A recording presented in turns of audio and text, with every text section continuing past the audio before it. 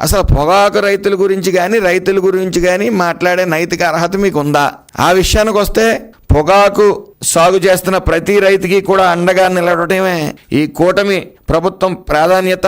అలాగే మార్కెట్లలో రైతులు నష్టపోకుండా అన్ని విధాలుగా కూడా రక్షణ కల్పించడం కూటమి ప్రభుత్వం లక్ష్యం అని ఎప్పటి నుంచో మనం స్పష్టం చేస్తూ వచ్చాం.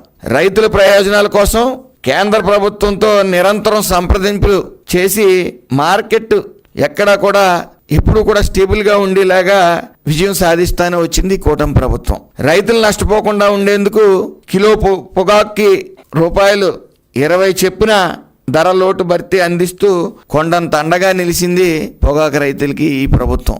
అలాగే కేంద్రం రాష్ట్ర ప్రభుత్వం సమన్వయం చేసుకుంటూ సుమారు 188 కోట్ల ఆర్థిక భద్రతను రైతులకి అందుబాటులో తీసుకురావడం జరిగింది.